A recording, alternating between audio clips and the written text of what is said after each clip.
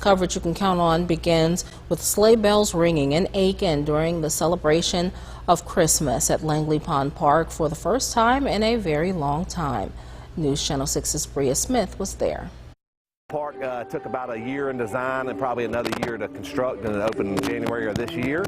So this is the first big event we've had out here. The playground's brand new, everything's brand new, and it's just a beautiful venue with the pond out here, so people are able to enjoy things on water and on land. After a year of reconstruction, Aiken County Parks and Recreation held its first event to welcome everyone with a good time. Very big. It's very helpful in making this community special. There's a lot of growth in this area as well, and this park, we hope, contributed towards that a little bit. Langley Pond Park Christmas featured a merry good time for people in the area with local vendors and activities for kids. The vendors, everything they provided here today is amazing. This was a great choice to come here today.